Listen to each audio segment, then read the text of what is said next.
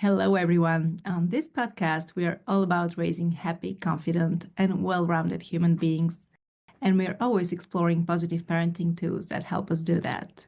But let's face it, if our kids aren't healthy or we're feeling run down, our focus inevitably shifts to those basic needs. So it's essential to lay a foundation of family health and wellness, which lets us thrive and gives us the energy to reach those higher goals.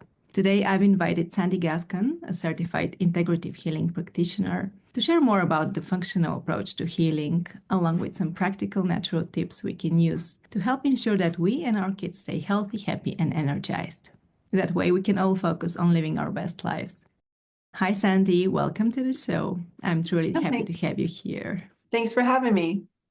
To start us off, can you explain to our listeners what integrative healing actually is and what sets it apart from conventional medicine? And then I'd love for you to share a little bit about your own journey and how you came into this field and develop your passion for integrative health. Yeah, so my approach in itself is very different than even functional medicine. So when you go to conventional doctors, they're looking for diseases. Are you in a disease range? They're not really helping you get to optimal health. They're not helping you prevent diseases. They are very much sick care. They're waiting for you to get sick and then they're treating that. And they're not really going to address root causes. They're going to give you something that suppresses symptoms. So when we're looking at more of a functional, holistic approach, our goal really is to get to the root causes. What is going on? Let's give the body tools to heal. And my approach is even more different than that, in that I'm not going off of your symptoms. When I'm working with adults or children, it doesn't matter. We are following a very systematic approach and looking at the entire body. We want to work on all the systems because we realize that everything works together. And just trying to treat a symptom is not going to bring the body back into balance. So our goal is to use functional labs, see what the body needs, and then have custom protocols based on those labs, work on nutrition and mindset and everything else that goes along with healing, because it really is a body, mind, spirit approach. But it really is based on doing the functional labs and following the entire Heal Yourself program. Amazing. And how did you come to that? Like, how did you get introduced to this way of thinking? I suffered from migraines when I was 7. That led to a lot of insomnia, mood issues. I was diagnosed with bipolar depression when I was 19, put on medication for that, really wanted to dedicate my life to finding a cure for migraines and was actually going to school to become a doctor. But it was in my second year, I realized that the pharmaceutical industry was not something that I wanted to be involved with. I actually changed course, went on to become a massage therapist, but developed food poisoning and my health just spiraled. And from there, I was diagnosed with lupus. I ended up developing interstitial cystitis.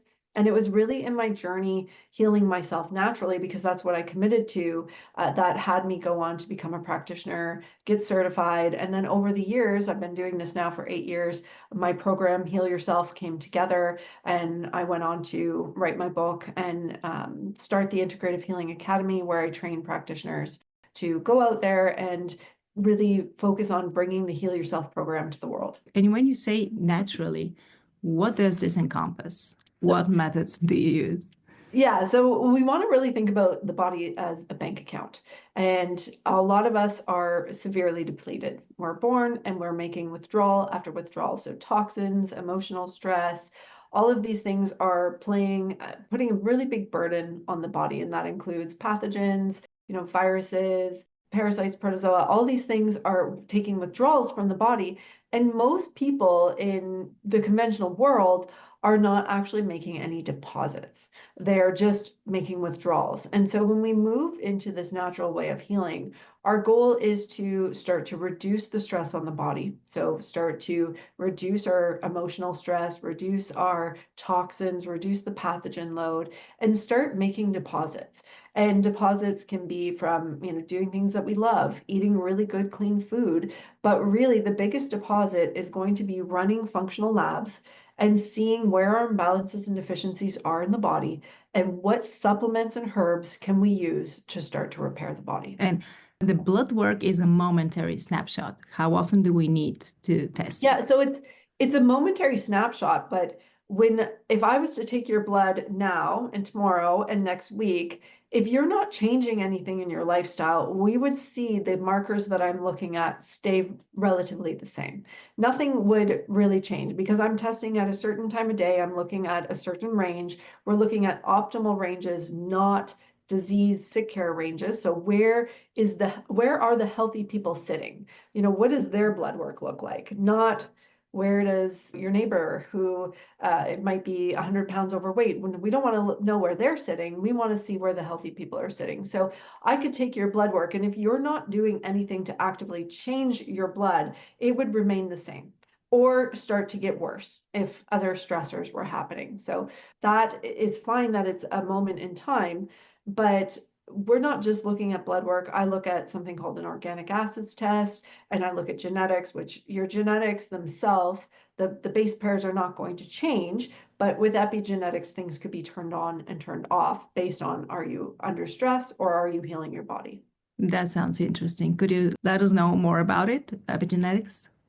Yeah, so epigenetics is really, really cool in that if you are under a lot of stress and your detox pathways aren't functioning properly, some of these genes that we don't want to turn on will turn on.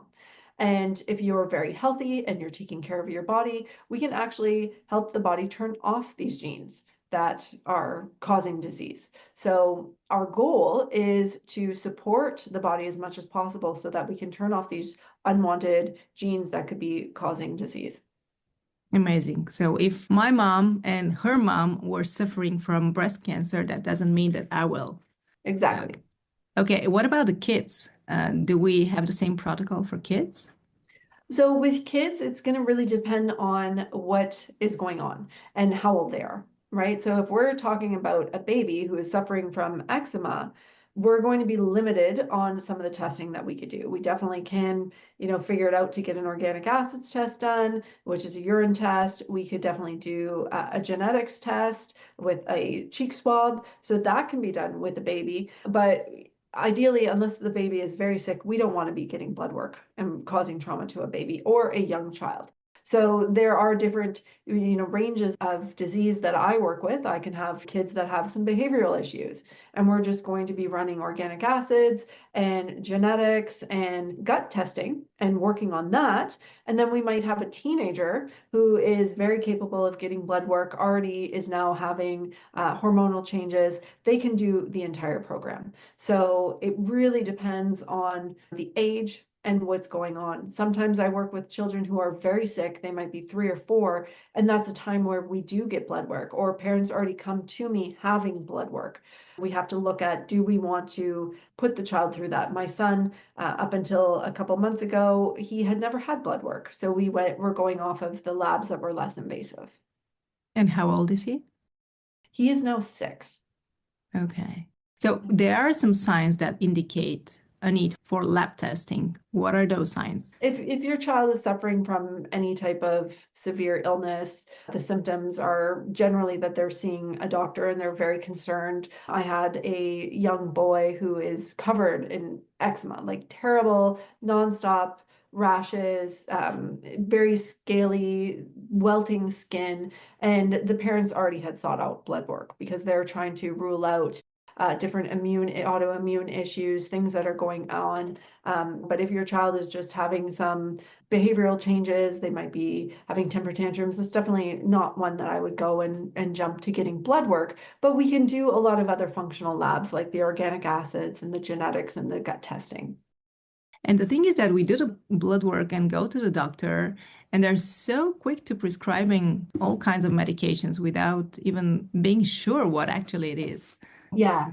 Yeah. And a lot of times you'll go to the doctor, they won't even do blood work and they'll prescribe you medications without knowing what it is based on symptoms. And it is very scary. I see a lot of kids who are they might be 7, 8 years old on antidepressants, or we're really pushing children into a school system that doesn't work with a lot of kids' brains, and being given drugs to boost their focus so that they can fit into society's role for them. And there's a lot we can do naturally, but there's also the developmental aspects that we have to look at, because kids are all very different. And for some kids, they might really succeed in math and English, and that other child might grow up to be an athlete. And we have to honor that every child is different, and we don't necessarily need to change their brain chemistry to get them to fit into what we feel should be their role. So not all kids with ADD and ADHD have to take medications to calm them down. Right. They might need to be pulled from the school system and put in homeschooling and given more outlets to express their energy. And with ADHD, a lot of kids, they're not able to learn and focus because they're not attached to their teachers. And so we know through Dr. Gordon Neufeld's work and developmental theory that if a child is not attached to the person teaching them, they're going to have a hard time learning. The kids who do learn are often the ones who are trying to be good or get love. They might be missing something, missing the attention at home, and they're just trying to be good. That's how I was. I wanted to be the good kid. And I wanted my aunt, who was really raising me, to love me and think that I was the greatest kid, right? So I was always good. I was good all the time. I followed the rules. I did all the things right. So there are these attachment behaviors that are really driving children. And if we don't have an understanding of attachment and are just treating a symptom, then we're really missing out on the bigger picture. So with adults, we do a lot of mindset work. We look at our emotional traumas, we look at our thoughts. Kids can't do that. It's up to us to look at how children's brains develop and then cater to their brain, not to what society thinks they should be doing. Well, there's a lot functional medicine covers. I love Well, that and this is, approach. again, functional medicine doesn't necessarily cover this, but with my approach, when I'm working with parents and working with their child, I do encourage them to really look into developmental psychology, do Dr. Gordon Neufeld's courses, look at these attachment issues. It doesn't mean that we don't love our children, but when we send our children away, they often become peer attached.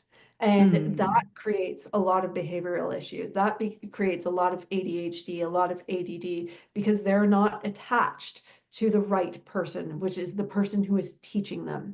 And we've got these big classes, 20, 30 students, kids having to sit into chairs, and it's just going to create a lot of different issues. And the answer definitely isn't putting them on medication, because now we're seeing, and Dr. Gordon Neufeld has a lot of studies on this, that when we put young kids on medications, their brain actually starts to slow in their development. So it starts halting it. And we need the brain to be developing. And a lot of the medications, the anti-anxiety medications, which kids are having anxiety leaving their parents, or they're having anxiety because they're being bullied, or they're depressed because they're bullied, and then we're putting them on this medication, which is then numbing their emotions, changing their emotions, which then changes the way their brain develops. That's terrible. Just terrible. To make Yeah, things easier on us and the teachers. yeah, exactly. And to, perpetuate the system that we think is needed. I would like to talk about toxicity. I think a lot of people don't realize the level of toxins we're living Mhm. with daily. And while I don't want to scare people, this is the reality. Even the air we're breathing is compromised. Do you have some practical tips that we can give parents to just protect families from environmental toxins Yeah, and as much as it's possible? definitely right. We can't do it all. I wish we could. But you're right, the air is highly toxic, and the water and the food that we're eating, especially if you're buying processed foods with preservatives and artificial colors and artificial flavors and pesticides and GMO, there's a lot. Like our body is burdened. Then we have, cleaning products, products we put on our skin, what we wash our clothes in, what we wash our bodies in, and it's Even the it's toothpaste.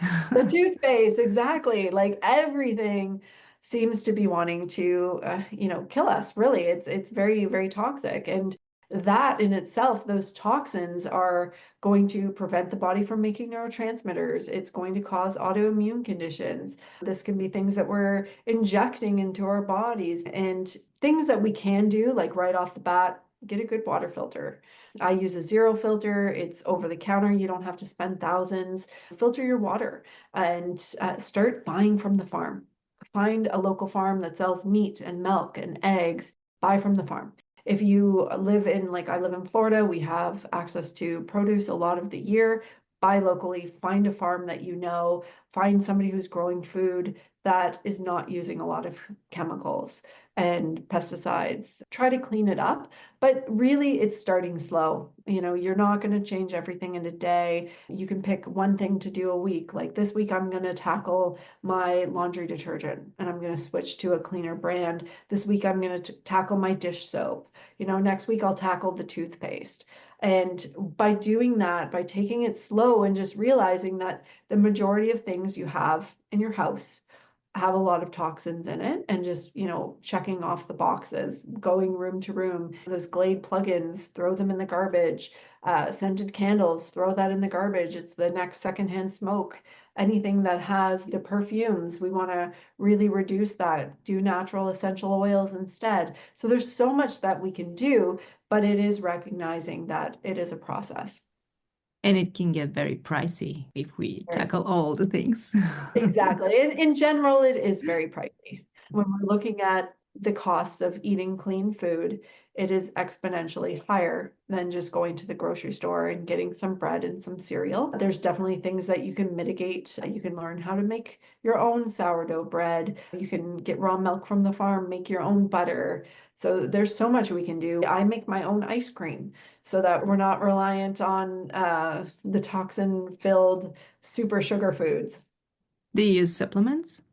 Yes, definitely. Supplements are very important. Everybody in my family is tested, and our supplements are customized based on our labs. So my son got his genetic test done. I also have mine and his father's genetics, so we kind of know what was going on anyway. But ran his genetics, organic acids, get his body supported, making sure that he's taking the right supplements for him. So there's a lot of talk right now about MTHFR, and people are wanting methylated forms of supplements. So they're the active forms.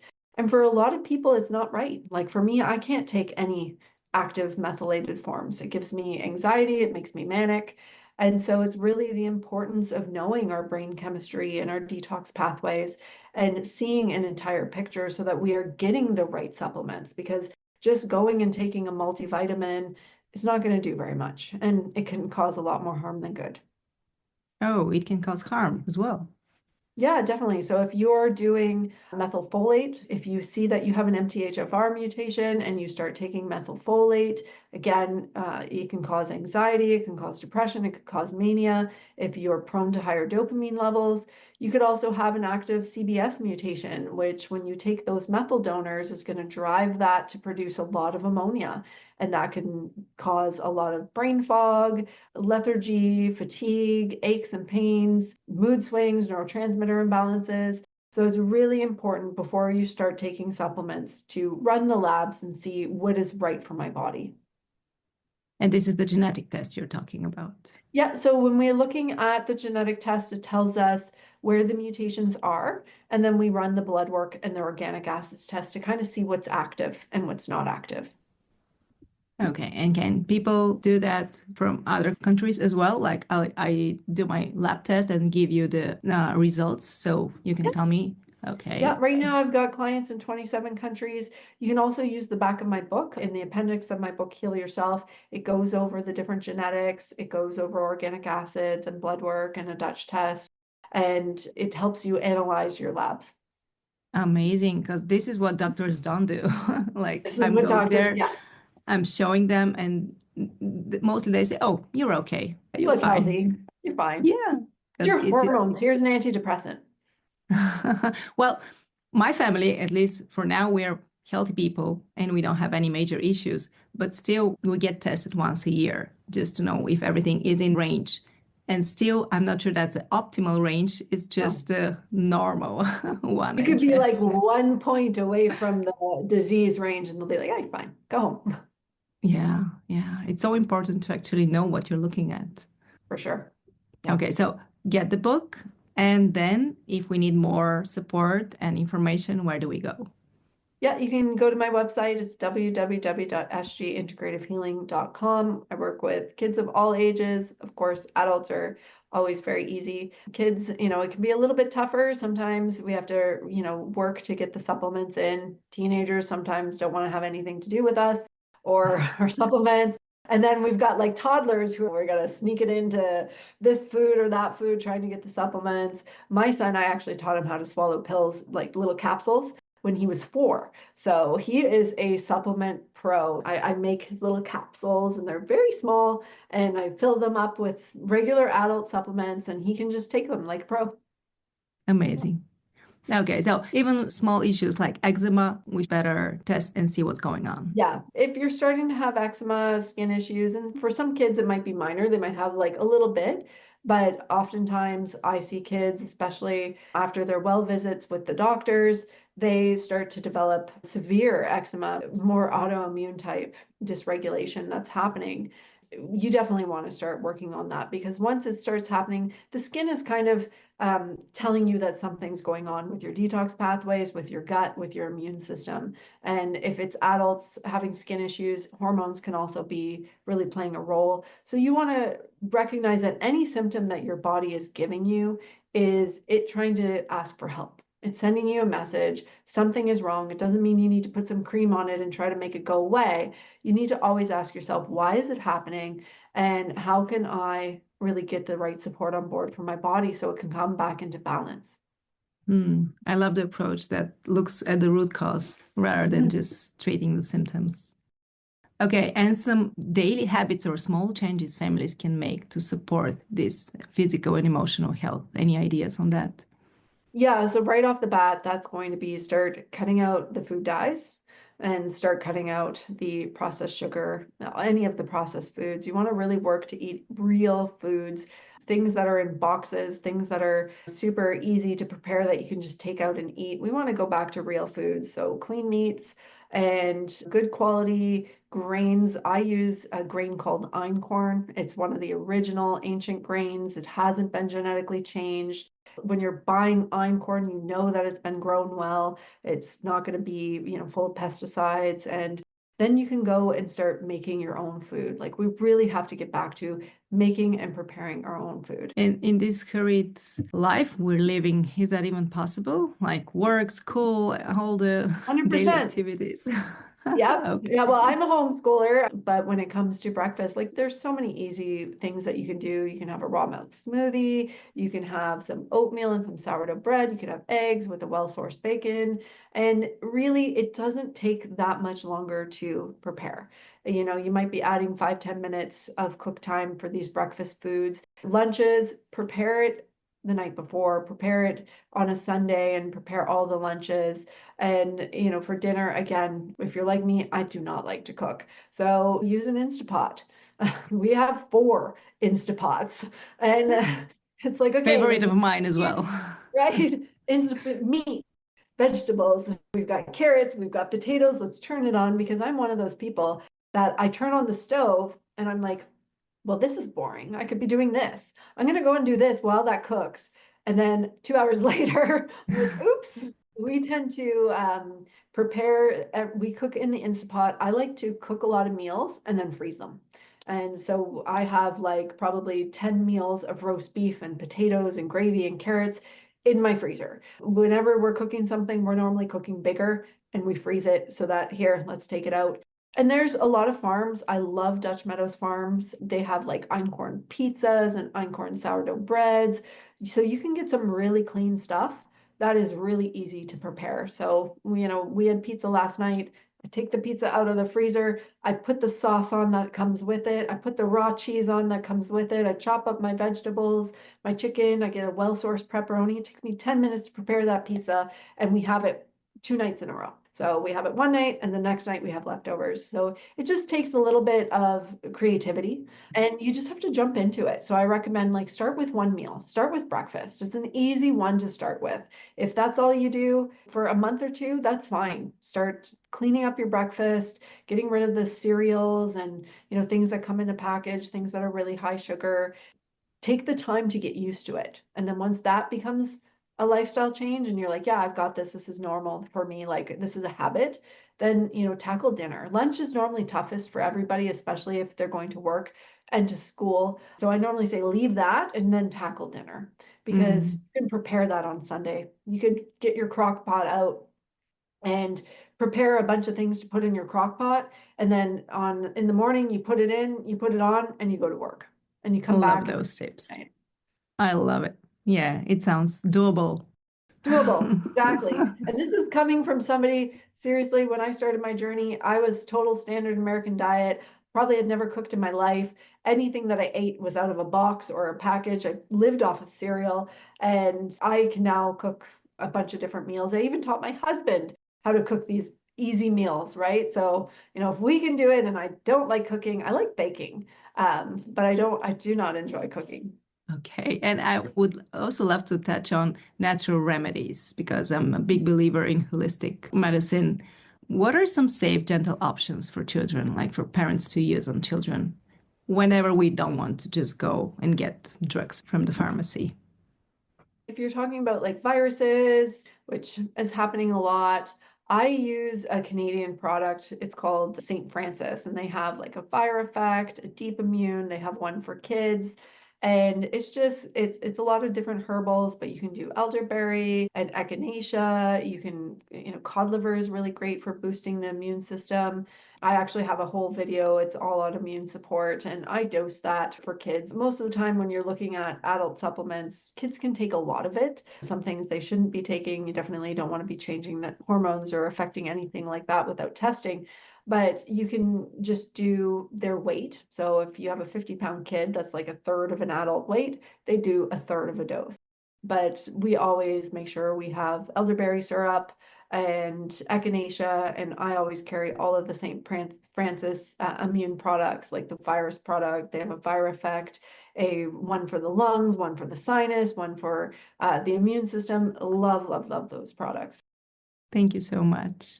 Sandie, thank you for sharing your time and expertise with us today. This chat has been eye-opening, and I think our listeners will have a lot to think about and some great action steps to take right away. And before we go, could you share a little bit about the book again and where people can connect with you?